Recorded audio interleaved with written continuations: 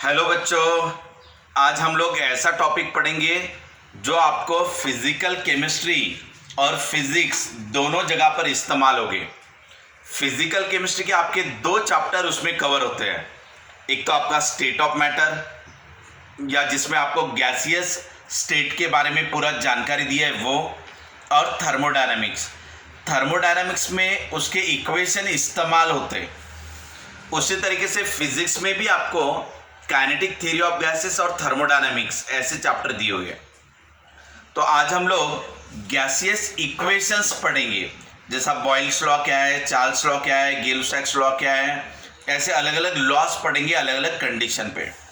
तो बराबर ध्यान दो बेटा। सबसे पहले आपको समझ लेना है कि रियल गैस और आइडियल गैस दोनों में फ़र्क क्या होता है। अगर हम गैस कह रहे हैं तो हमारे दिमाग में ये होना चाहिए कि गैस में मॉलिक्यूल जो होते हैं वो एक दूसरे से काफ़ी दूर रहते हैं, यानी इनमें का फोर्स ऑफ अट्रैक्शन आपका नियरली इक्वल टू जीरो रहता है। इसे हम आइडियल कंडीशन में पूरा गैस कंसिडर करते हैं। यानी आइडियली हमारे दिमाग में क्या रहता है, तो ये रहता है कि ये मॉलिक्यूल इस मॉलिक्यूल को अट्रैक्ट नहीं करना चाहिए, क्योंकि एक गैसियस मॉलिक्यूल है तो वो एक दूसरे से दूर दूर रहना चाहिए। अब बेटा ये दो गैस मॉलिक्यूल एक दूसरे से दूर कब रहेंगे? जब यहाँ का टेम्परेचर हाई रहेगा, क्योंकि हाई टेम्परेचर पे उनको ज़्यादा काइनेटिक एनर्जी मिलती है, वो एक दूसरे से दूर दूर चले जाते। या तो फिर क्या होना चाहिए, प्रेशर लो होना चाहिए, क्योंकि अगर आपने बाहर का प्रेशर बढ़ा दिया, अगर आपने प्रेशर बढ़ाया तो गैस मॉलिक्यूल नज़दीक आ जाएंगे, अगर आप प्रेशर घटाओगे तभी तो वो दूर दूर जाएंगे। सो आइडियल गैस का मतलब क्या हुआ? तो आइडियल गैस यानी जिसमें टेम्परेचर हाई रहे और प्रेशर लो रहे और force of attraction between two molecule आपका नियरली इक्वल टू जीरो रहे। अगर इन गैस मॉलिक्यूल पे प्रेशर बढ़ा दिया जाए, अगर प्रेशर बढ़ा दिया जाए तो ये नज़दीक आ जाएंगे। तो हमने क्या किया, यहाँ पे प्रेशर आपका इंक्रीज कर दिया तो आपके मॉलिक्यूल नज़दीक आ गए, यानी इनमें का डिस्टेंस घट गया, इनमें फोर्स ऑफ अट्रैक्शन बढ़ जाएगा। समझ में आ रहा है? और आपने टेम्परेचर यहाँ का कम रखा होगा इसके कंपैरिजन में, तो ये जो हो गया ये आपका रियल गैस कंडीशन हो गया। तो आपको ऑब्जेक्टिव क्वेश्चन पूछ सकते हैं कि रियल गैस और आइडियल गैस दोनों में फर्क क्या है। तो क्या फर्क आप बताओगे कि आइडियल गैस में force of attraction between two molecule is nearly equal to zero, और इसमें ये दोनों के बीच में का डिस्टेंस ज्यादा रहता है। डिस्टेंस ज्यादा रहेगा तो फोर्स कम रहेगा। ये आपका हाई टेम्परेचर पे होगा, क्योंकि टेम्परेचर बढ़ाओगे तो वो दूर जाएंगे, और प्रेशर भी यहाँ का कम रहेगा, तो ये प्रेशर अगर कम रहा तो वो दूर दूर रहेंगे आसानी से। वही रियल कंडीशन में क्या होता कि गैस मॉलिक्यूल कंपैरेटिवली नजदीक होते हैं, और नजदीक होने का मतलब वहां का टेम्परेचर कंपैरेटिवली लो रहता है इसके कंपैरिजन में। यहाँ का प्रेशर भी आपका ज्यादा रहेगा, क्योंकि प्रेशर ज्यादा रहेगा तभी वो नजदीक आएंगे, और इनमें कुछ ना कुछ फोर्स ऑफ अट्रैक्शन रहेगा। इनके लिए इक्वेशन अलग अलग बनी हुई है। जैसा आइडियल गैस कंडीशन का तो PV equal to nRT equation बना हुआ है, जिसको हम लोग डिटेल में पढ़ेंगे आज। और रियल गैस इक्वेशन अगर कहा जाए तो ये आपको वंडरवॉल ने दिया था। सो वंडरवॉल ने आपको रियल गैस इक्वेशन दिया, वो इक्वेशन है आपका P plus a n square by V square V minus n b equal to nRT. ये आपका रियल गैस इक्वेशन है। तो बेटा रियल गैस इक्वेशन थोड़ा मॉडिफाई किया हुआ है। जैसे यहाँ पे आइडियल गैस में सिर्फ प्रेशर था, तो रियल गैस में प्रेशर के साथ ये टर्म ऐड हो गई है, ठीक है ना। यहाँ आइडियल गैस में आपका सिर्फ वॉल्यूम था यहाँ पे V, तो यहाँ वॉल्यूम में से NB माइनस हुआ है। तो ये आपका रियल गैस इक्वेशन, ये आपका आइडियल गैस इक्वेशन। आज का हमारा स्टार्टिंग का पर्पस है इसको पहले डिटेल में पढ़ना। ये जो वंडरवॉल इक्वेशन है इसको बाद में पढ़ेंगे, हम लोग डिस्कस करेंगे, ठीक है। अभी हम लोग फोकस करते हैं हमारे आइडियल गैस इक्वेशन पे।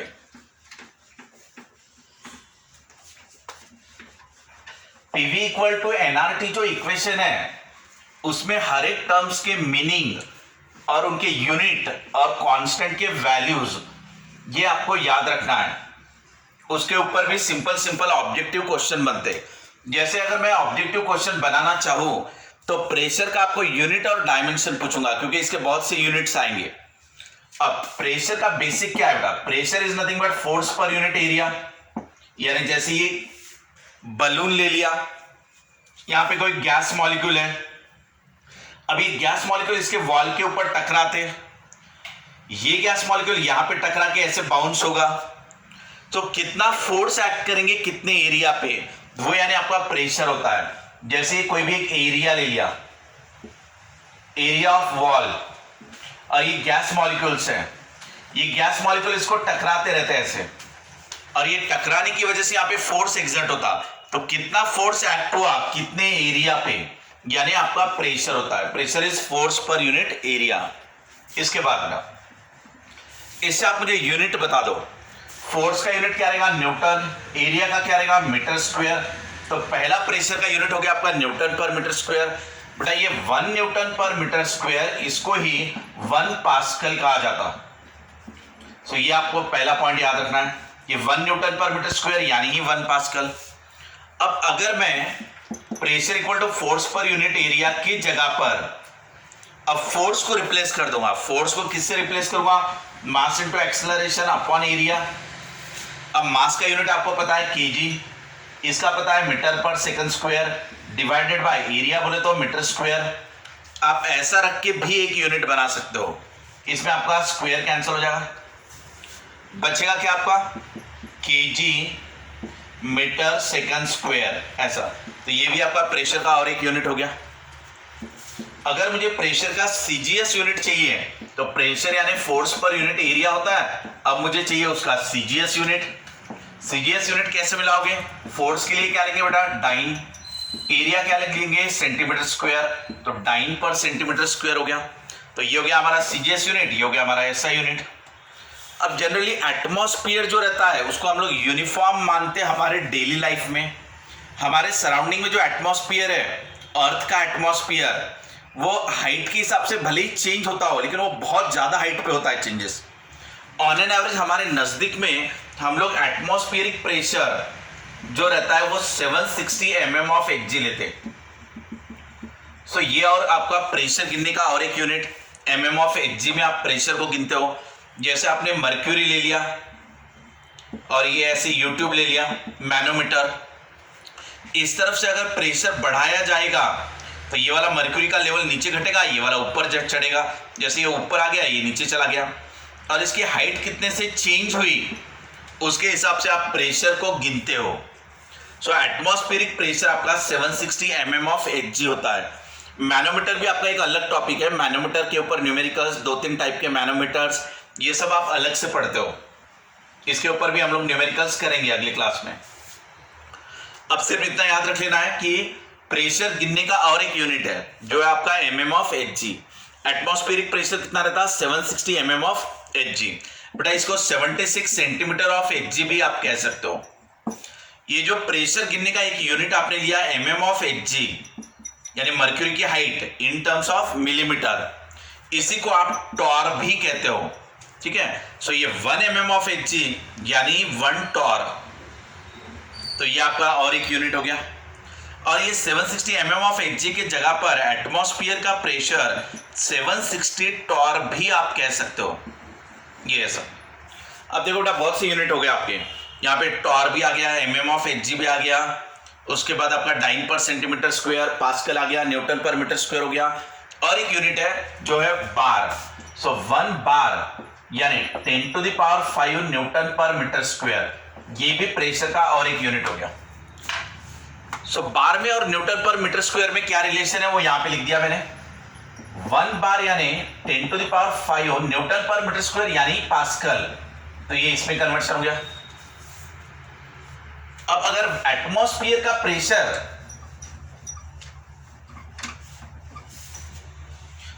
ऑफ एटमॉस्फेयर क्या लिया था मैंने? 760 mm ऑफ Hg लिया था। या तो इसी को मैं क्या लिख सकता हूं? 760 टॉर, या तो इसी को मैं 76 सेंटीमीटर ऑफ Hg ऐसा, या तो इसी को 1.01325 इंटू 10⁵ न्यूटन पर मीटर स्क्वायर, या तो 1.01325 इंटू 10⁵ पास्कल, यानी इसी को मैं 1.01325 बार। इस तरीके से बेटा 1 एटमॉस्फेरिक प्रेशर को आप रीअरेंज कर सकते हो अलग अलग यूनिट्स में। आपको न्यूमेरिकल्स के लिए इनका नॉलेज होना बहुत ज़रूरी है कि प्रेशर के आपको अलग अलग यूनिट और उनके कन्वर्शन आने चाहिए। इसके ऊपर आप फोकस करना, इसके ऊपर बहुत से ऑब्जेक्टिव क्वेश्चन बन सकते हैं आपके, और साथ ही साथ न्यूमेरिकल्स के लिए भी ये बहुत ज़्यादा ज़रूरी है। ये सब पढ़ा हमने प्रेशर के बारे में।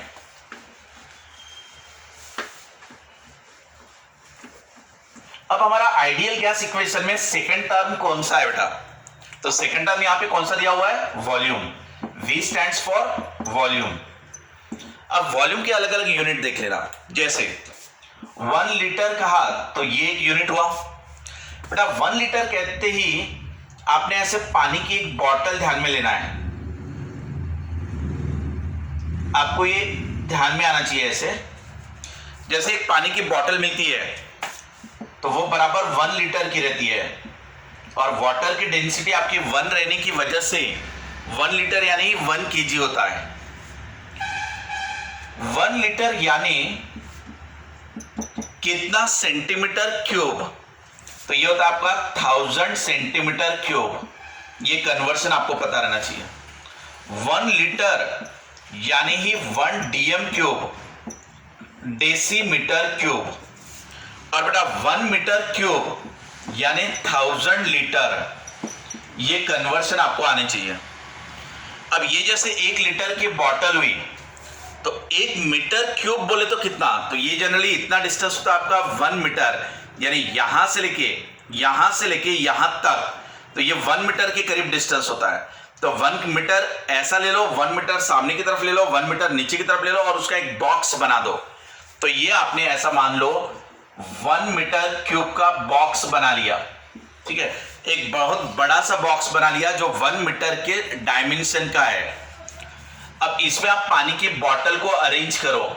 ये ऐसे पानी के बोतल जब आप उसके अंदर अरेंज करोगे तो ये मान लेना कि 1 मीटर क्यूब के बॉक्स में 1000 पानी की बोतल आराम से आ जाती, यानी 1 मीटर क्यूब यानी 1000 लीटर।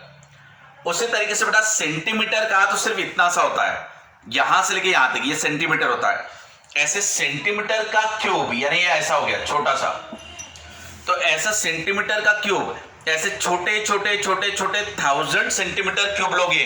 जैसे यहां पे लिया मैंने ये एक छोटा सा सेंटीमीटर क्यूब, ऐसे 1000 सेंटीमीटर क्यूब के बॉक्स लोगे तब आपका 1 लीटर आएगा। सो 1 लीटर यानी 1000 सेंटीमीटर क्यूब, और 1 लीटर यानी 1 डेसीमीटर क्यूब। डेसी का मतलब होता है बेटा 10⁻⁻1, और उसका क्यूब अगर आप कर दोगे तो वो बन जाएगा 10⁻⁻3। तो ये डेसीमीटर क्यूब यानी 10⁻⁻3 मीटर क्यूब ऐसा हो जाएगा। तो आपको ये कन्वर्शन अच्छे से याद रखना है। ठीक है, ये वाला पॉइंट, ये वाला पॉइंट, ये वाला पॉइंट, ये सब हो गया आपका वॉल्यूम के बारे में। प्रेशर हो गया, वॉल्यूम हो गया। अब थर्ड टर्म कौन सी बेटा? Number of moles.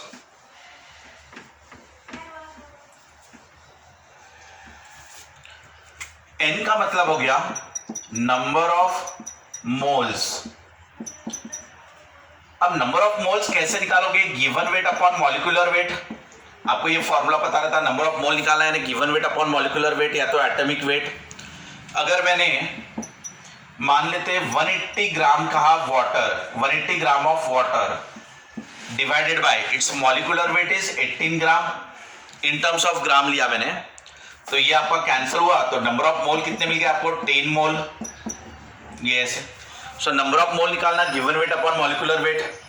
एक मोल में कितने मॉलिक्यूल होते हैं? 6.023 इंटू 10⁻23। मोल का मतलब ये होता है, जैसे एक डजन कहा तो 12 होता है, वैसे एक मोल कहा तो ये होता है। मोल का मतलब सिंपल एक नंबर है, वो यानी इतना। ठीक है, तो आपको नंबर ऑफ मोल्स निकालो। आपको न्यूमेरिकल्स में जनरली एन कांस्टेंट का रोल प्ले करेगा। एन कांस्टेंट का रोल कैसे प्ले करेगा? जैसे आपने ये कंटेनर में गैस ले ली, तो इसमें मान लो आपने 3 मोल गैस ले लिया, आपने टेम्परेचर चेंज किया, प्रेशर क्या चेंज होगा, वॉल्यूम क्या चेंज होगा, ऐसे पूछे जाएंगे क्वेश्चन। बट इसके अंदर के number of moles of gas particle वो आपके चेंज नहीं होंगे। जैसे 3 मोल थे कम टेम्परेचर पे, बाद में 3 मोल हो जाएंगे ज्यादा टेम्परेचर पे, वही 3 मोल का प्रेशर अलग होगा, वही 3 मोल का प्रेशर बाद में बदलेगा। सो प्रेशर, वॉल्यूम, टेम्परेचर ये चीजें आपकी चेंज होगी, लेकिन गैस का नंबर ऑफ मोल्स आपका कांस्टेंट रहेगा। जब तक आप बाहर से उसके अंदर नंबर ऑफ मोल ऐड नहीं करोगे या इसके अंदर का बाहर नहीं निकालोगे, या तो आपको कंपैरिजन वाले न्यूमेरिकल रहेंगे कि इसमें 2 मोल है, इसमें 5 मोल है, ये ऐसे, ये कंटेनर में 2 मोल है, ये कंटेनर में 5 मोल है, तब ये n की वैल्यू अलग अलग हो रही है। यहां पे अगर बाहर से गैस मॉलिक्यूल ऐड करेंगे या इसमें से निकाल लेंगे तब आपके नंबर ऑफ मोल्स वेरी होंगे, अदरवाइज आपका number of moles maximum time constant का ही रोल प्ले करेगा। इतना क्लियर है सबको? चलो आगे बढ़ते हैं। हमने 3 टर्म्स डिस्कस कर लिए, अब आपकी 4th टर्म बताओ मुझे क्या है। पीवी इक्वल टू एनआरटी में आर, आर यानी क्या? Universal gas constant. ये जो आर है वो हो गया आपका गैस कांस्टेंट। बहुत से बच्चों को आर के वैल्यूज याद नहीं रहते, आपने आर के वैल्यू याद रखना बेटा। आर के 3 वैल्यूज मेनली याद रखो आप लोग। एक 8.314 जूल पर मोल केल्विन, ठीक है ना? आर की वैल्यू कौन सी? 8.314 जूल पर मोल केल्विन। सेकंड 0.0821 लीटर एटमॉस्फेयर पर मोल केल्विन, और एक 2 कैलोरी पर मोल केल्विन। अप्रोक्सीमेट में 2 है ये, यानी 1 कैलोरी यानी 4.2 जूल होता है अप्रोक्सीमेट में। ये वाला 1 कैलोरी यानी 4.2 जूल, ये कन्वर्शन आप याद रखना। आर यूनिवर्सल गैस कांस्टेंट, इसके 3 वैल्यूज, वैल्यू विथ यूनिट याद रखना, जूल पर मोल केल्विन, ठीक है ना? जैसे आपका PV equal to nRT equation हो गया, यहां से मुझे आर का यूनिट निकालना है मान लो, तो आर इक्वल टू क्या हो जाएगा? PV divided by n into T, ऐसा हो गया ना? अब ये pressure volume is nothing but work done, pressure volume यानी वर्क डन, वर्क डन का यूनिट क्या रहता है आपका? जूल, और ये जो नंबर ऑफ मोल हो गया और टेम्परेचर का केल्विन हो गया, तो ये जूल पर मोल केल्विन, इस तरीके से ये यूनिट आए हुए हैं। ये वैल्यू इसके यूनिट के साथ, ये वैल्यू इस यूनिट के साथ, तो वैल्यू को याद रखना विथ यूनिट, ठीक है?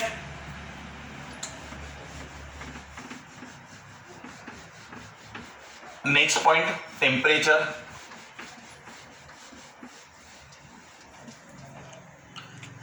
T stands for temperature of gas। अब टेम्परेचर के 3 अलग अलग यूनिट को इस्तेमाल किए जाते हैं, एक डिग्री सेल्सियस, फ़ारेनहाइट, केल्विन। अब डिग्री सेल्सियस और केल्विन में क्या रिलेशन रहता? तो केल्विन में अगर मुझे वैल्यू चाहिए तो जो भी आपकी डिग्री सेल्सियस की वैल्यू होगी उसमें 273.15 ऐड कर देना। अगर मान लो आपको 3 डिग्री सेल्सियस दिया है तो 3 + 273 कर देना, यानी अप्रोक्सीमेट में 273 कर देना, तो ये आपका केल्विन में आंसर हो जाएगा। सो ये डिग्री सेल्सियस और केल्विन का कन्वर्शन, तो जो भी आपको डिग्री सेल्सियस में वैल्यू दी जाएगी उसमें 273 जोड़ देना, तो वो केल्विन में आंसर आ जाएगा। ज्यादातर फॉर्मूलेस में जो टेम्परेचर लिया जाता है वो केल्विन में ही लिया जाता, एब्सोल्यूट टेम्परेचर की बात रहती। अब फ़ारेनहाइट और डिग्री सेल्सियस में क्या रिलेशन है? सो बेटा डिग्री सेल्सियस यानी 5/9 F-32, ऐसा ले लो। यह आपका डिग्री सेल्सियस और फ़ारेनहाइट में रिलेशन रहेगा। डिग्री सेल्सियस का आंसर अगर मुझे निकालना रहा तो 5/9 F-32 कर देना। अगर आपको मान लो ये 200 फ़ारेनहाइट दिया है तो आप यहाँ पे 200 रख दो, आपका डिग्री सेल्सियस में आंसर आ जाएगा। सो ये हो गया आपका टेम्परेचर के बारे में। अभी हमने PV equal to nRT equations देख लिया है पूरा।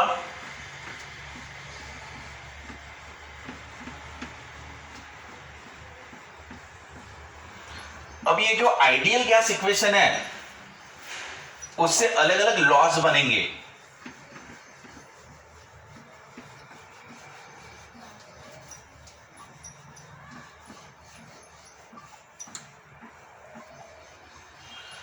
अब मेन पॉइंट है बेटा हमारा ये पीवी इक्वल टू एनआरटी, ये क्या था हमारा?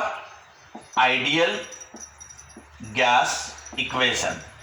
आइडियल गैस कहा तो टेम्परेचर हाई रहना चाहिए, प्रेशर लो रहना चाहिए और फोर्स ऑफ अट्रैक्शन में 0 होना चाहिए।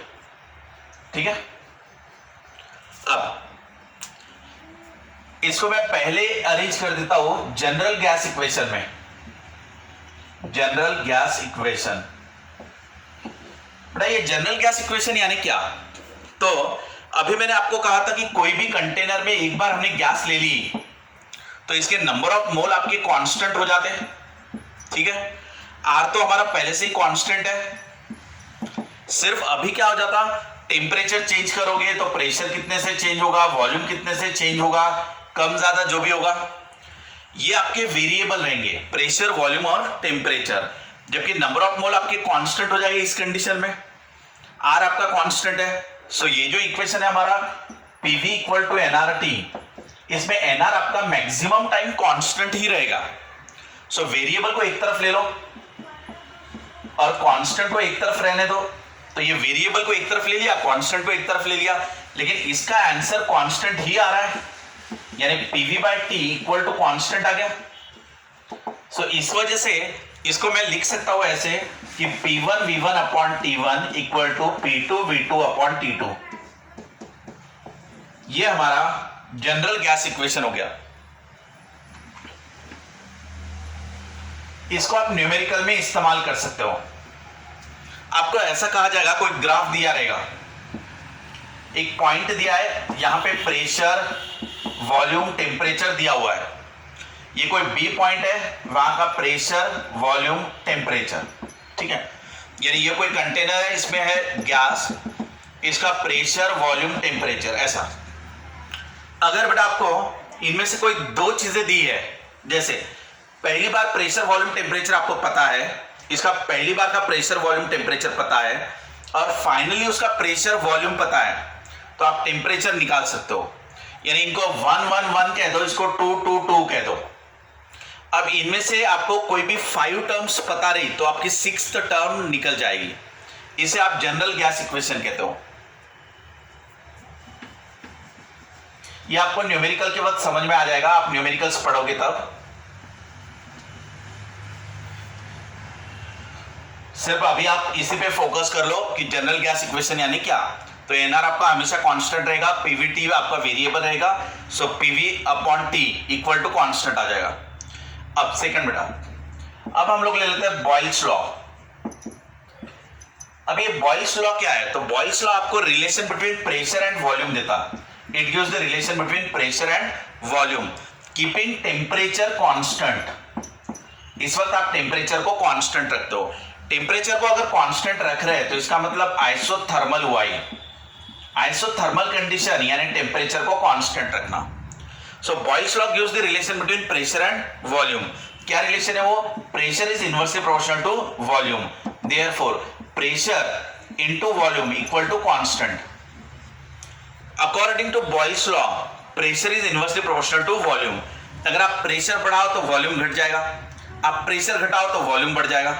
जैसे ये वॉल्यूम है, इसके ऊपर आप चारों तरफ से प्रेशर को इंक्रीज कर दो, ये ऐसे कीपिंग टेम्परेचर कांस्टेंट। ये बात याद रखना, टेम्परेचर को हम लोग कांस्टेंट रख रहे हैं और हम प्रेशर को बढ़ा देंगे तो वॉल्यूम घट जाएगा ना आपका, और ये प्रेशर को कम कर दो तो वॉल्यूम बढ़ जाएगा ऐसा।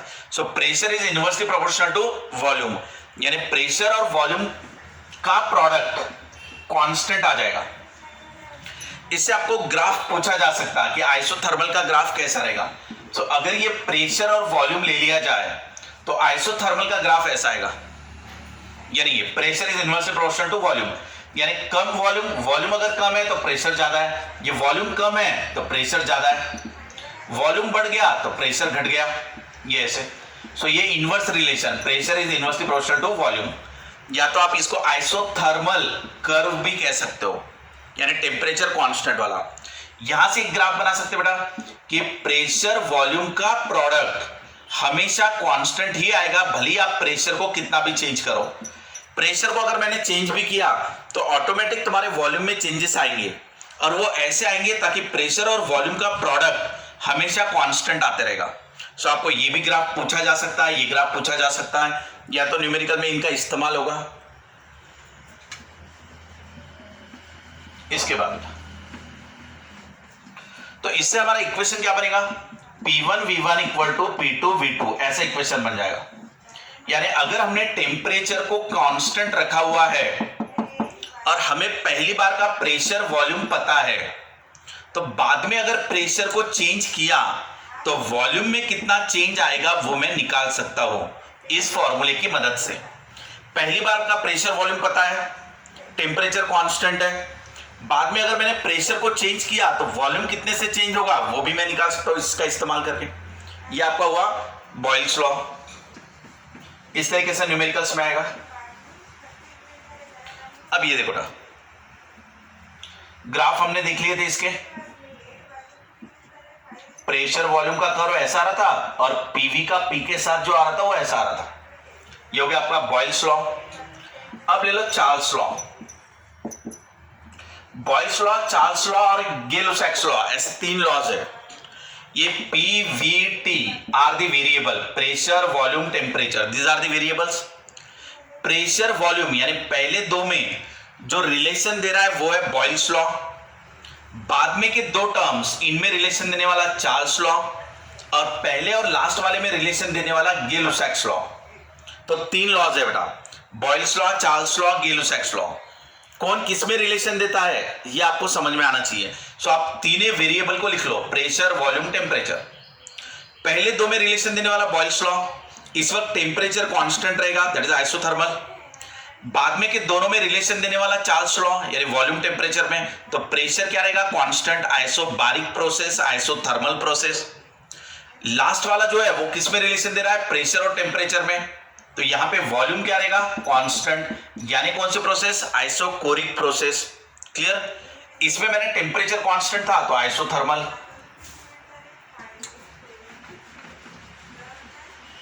अब चार्ल्स लॉ किस में रिलेशन देगा, वॉल्यूम और टेम्परेचर में, कि volume is directly proportional to temperature, keeping therefore volume equal to constant into temperature, keeping pressure constant, pressure को कांस्टेंट रखा जाए।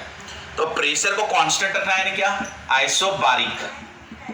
बार is the unit of pressure, ये जो बार है ना, bar is the unit of pressure, तो iso का मतलब सेम, सेम प्रेशर, आइसोबारिक। ठीक है।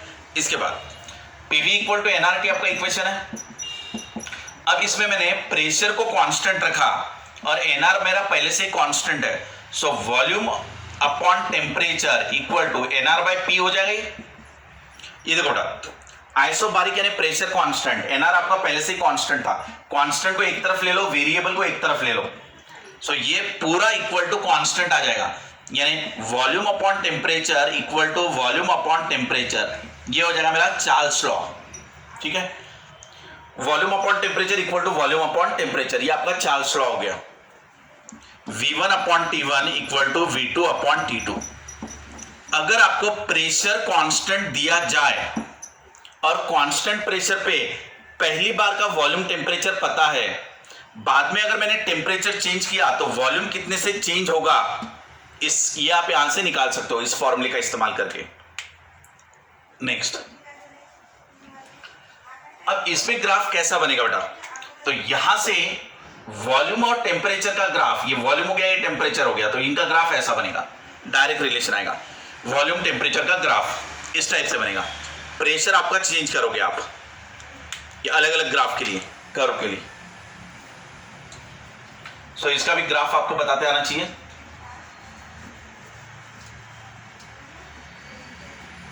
सो ये फॉर्मूला क्या बेटा हमारा, V1 upon T1 equal to V2 upon T2।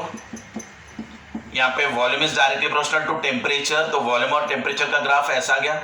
ये अलग अलग प्रेशर होंगे, P1 P2 P3। इसके बाद अब ये चार्ल्स लॉ हो गया। अब लेते बेटा गे-लुसैक्स लॉ। अब ये गे-लुसैक्स लॉ जो है, ठीक है, Gay-Lussac's law gives the relation between pressure and temperature, तो pressure is directly proportional to temperature, ऐसा रिलेशन देगा ये। So pressure equal to constant into temperature आ जाएगा। तो यहाँ पे वॉल्यूम क्या आ गया आपका, कांस्टेंट। सो वॉल्यूम अगर कांस्टेंट है तो ये प्रोसेस कौन सी है, आइसोकोरिक, आइसोकोरिक। आपका general gas equation, ideal gas equation क्या है? PV equal to NRT. NR आपका पहले से ही कांस्टेंट है। आइसोकोरिक में वॉल्यूम को कांस्टेंट रखा जाएगा। सो ये सभी कांस्टेंट को एक तरफ ले लो और वेरिएबल को एक तरफ ले लो। So P by T equal to NR by V हो जाएगा। अब ये पूरा का पूरा कांस्टेंट है हमारा, तो ये पूरा का पूरा अगर कांस्टेंट है तो पी बाई टी कांस्टेंट आ जाएगा, यानी P one upon T one equal to P two upon T two. ये हमारा गिलो-सैक्स लॉ हो जाएगा। समझ में आ रहा है बेटा? इसके अलावा और एक प्रोसेस है, वो है एडियाबैटिक। अब ये जो एडियाबैटिक प्रोसेस है बेटा, इसमें हीट कांस्टेंट रहता। एडियाबैटिक प्रोसेस यानी क्या? जिसमें हीट कांस्टेंट है। इसमें आपका फॉर्मूला आता है PV to the power gamma equal to constant, यानी P1 V1 to the power gamma equal to P2 V2 to the power gamma. इसको हम लोग सेपरेटली पढ़ेंगे। यहाँ पर गामा क्या होता है, वो कैसे निकलता है, इससे गामा से रिलेटेड बहुत सी चीजें हैं, ये हम लोग बाद में पढ़ेंगे। ये एडियाबैटिक प्रोसेस है। एडियाबैटिक प्रोसेस यानी जिसमें हीट कांस्टेंट रहती। PV to the power gamma equal to constant, यानी P1 V1 to the power gamma equal to P2 V2 to the power gamma. ये ऐसे आपके अलग अलग प्रोसेसेस है। क्लियर?